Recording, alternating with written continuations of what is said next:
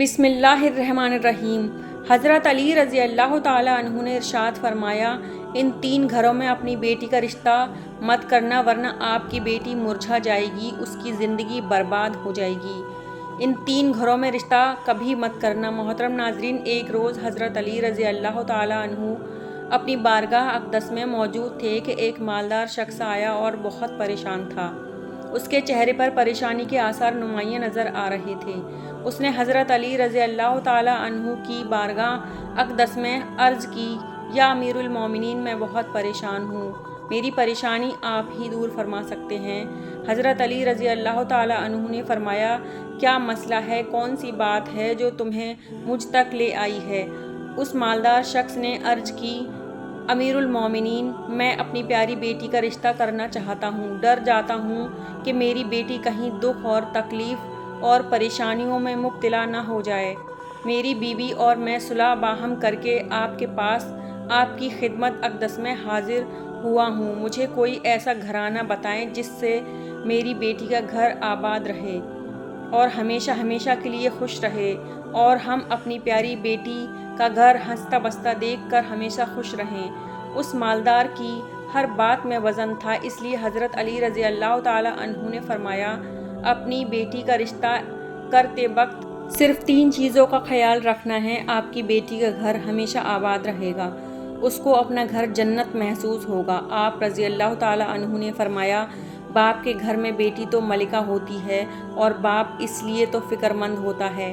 جب بیٹیاں باپ کے گھر میں جوان ہو جاتی ہیں، باپ کو اپنے گھر کی 4 دیواریں بھی چھوٹی لگنے لگ جاتی ہیں، تاکہ اس کی بیٹی کو کبھی بھی گرم ہوا بھی چھو کر نہ گزرے۔ اس لیے اے مالدار شخص، نہ ہی تمہاری بیٹی کو تمہاری دولت خوش کر سکتی ہے اور نہ ہی اونچے مقام والے گھر خوش کر سکتے ہیں۔ اس لیے جب بھی اپنی پیاری لاڈلی بیٹی کا رشتہ کرنے لگو تو صرف 3 چیزوں کا خیال کر لینا۔ آپ کی بیٹی کا گھر آباد ہو جائے گا، وہ بہت خوش رہے گی۔ مالدار شخص نے عرض کی، یا امیر المومنین رضی اللہ تعالیٰ عنہ، وہ کون سی 3 ایسی چیزیں ہیں یا کون سے ایسے عمل ہیں جن پر عمل کر کے ہم اپنی بیٹی کا رشتہ کریں؟ حضرت علی رضی اللہ تعالیٰ عنہ نے فرمایا، اے مالدار شخص، یاد کر لینا، اپنی بیٹی کا رشتہ اس جگہ، اس گھر میں کبھی مت کرنا۔ اپنی بیٹی کا رشتہ مت کرنا جس گھر میں اپنے گھر کے فیصلے عورت کرتی ہو اور مرد اس عورت کے فیصلے پر عمل کرتے ہوں، اور اپنی پیاری بیٹی کا رشتہ کبھی بھی ایسے گھر میں نہ کرنا، ورنہ آپ کی بیٹی کا گھر بسنے سے پہلے ہی اجڑ جائے گا اور برباد ہو جائے گا۔ آپ کی بیٹی کی دنیا بھی برباد ہو جائے گی۔ ناظرین، ہم نے یہ دیکھا بھی ہے کہ جب بیٹیوں کے رشتے ٹوٹتے ہیں تو جتنی بھی حسین لڑکی کیوں نہ ہو، وہ اس دنیا میں بے نام ہو جاتی ہے۔ اس کو نہ گھر والوں سے پیار ملتا ہے، نہ ہی میکے والوں سے پیار ملتا ہے۔ وہ میکے والوں پر اور اپنے شوہر پر خود کو بوجھ سمجھنے لگ جاتی ہے، اور ایسا ہم نے دیکھا ہے کہ بھائیوں نے بھی بہن کو بوجھ قرار دیا ہے۔ ایسے کئی گھر ہمارے آس پاس موجود ہوتے ہیں۔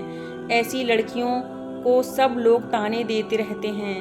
ایسی لڑکی کو نہ دن کو سکون ملتا ہے نہ رات کو۔ وہ جب اپنے والدین کو اور بہن بھائیوں کو پریشان دیکھتی ہے تو اسے کسی پل بھی راحت نصیب نہیں ہوتی۔ اسے لگتا ہے کہ یہ سارے غم اور پریشانیاں میری وجہ سے ہیں، اور آہستہ آہستہ گھٹ گھٹ کر جینا شروع کر دیتی ہے، اور تھک ہار کر تو وہ اپنے شوہر کے پاس واپس چلی جاتی ہے اور اسے اس کے ظلم و ستم کو زیور بنا لیتی ہے، یا پھر اپنی زندگی سے روٹھ کر بیمار پڑ جاتی ہے۔ اس لیے اے مالدار شخص، اس گھر میں اپنی بیٹی کا رشتہ کبھی بھی نہ کرنا جس گھر کے فیصلے عورت کرتی ہو۔ نمبر 2، حضرت علی رضی اللہ تعالیٰ عنہ نے فرمایا، اے شخص، کبھی بھی اپنی بیٹی کا رشتہ اس گھر میں نہ کرنا، اس گھر میں مت کرنا جہاں عورت کی عزت نہ ہوتی ہو، جہاں صرف مرد ہی حکمرانی کرتا ہو، وہاں اپنی بیٹی کا رشتہ نہ کرنا، ورنہ تمہاری بیٹی کا گھر بسنے سے پہلے اجڑ جائے گا۔ ناظرین، ہم نے اپنے ارد گرد یا کہیں نہ کہیں ضرور دیکھا اور سنا ہے، ایسے گھر بھی ہیں جو عورت کو اپنی جوتی کی نوک پر رکھتے ہیں۔ حالانکہ اللہ کے پیارے نبی حضرت محمد مصطفیٰ صلی اللہ علیہ وآلہ وسلم نے فرمایا ہے کہ جیسا تم کھاؤ اپنی بیوی کو ویسا ہی کھلاؤ، جیسا تم پہنو ویسا ہی اپنی بیوی کو پہناؤ۔ لیکن ایسے گھر بھی ہیں جو صرف خود کو اول سمجھتے ہیں اور اپنی بیوی کو خاطر میں بھی نہیں لاتے۔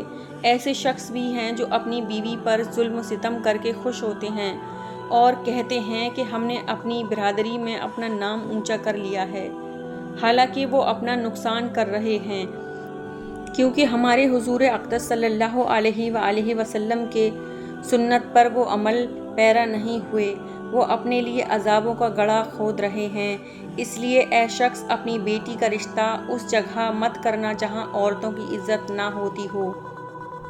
حضرت علی رضی اللہ تعالیٰ عنہ نے فرمایا، اپنی بیٹی کا رشتہ اس جگہ کرنا جہاں اس کا خاوند اپنی بیوی کے ساتھ نرمی، خوش اخلاقی اور حسن سلوک کے ساتھ پیش آئے، جو اپنی بیوی کے حقوق ادا کرنے میں کسی بھی قسم کی غفلت اور کوتاہی نہ کرے، جو اپنی بیوی کا اس طرح ہو کر رہے کہ کسی اجنبی عورت پر نگاہ نہ ڈالے، جو اپنی بیوی کو اپنے عیش و عشرت میں برابر شریک سمجھے، جو اپنی بیوی پر ظلم و ستم اور کسی بھی قسم کی بے زیادتی نہ کرے، جو اپنی بیوی کی خوبیوں پر ہمیشہ نظر رکھے اور معمولی غلطیوں کو نظر انداز کرے، جو اپنی بیوی کی مصیبتوں اور بیماری اور رنج و غم میں دل جو تیمارداری اور وفاداری کا ثبوت دے، جو اپنی بیوی کو پردے میں رکھ کر اس کی عزت آبرو کی حفاظت کرے، جو اپنی بیوی کو ذلت اور رسوائی سے بچائے رکھے،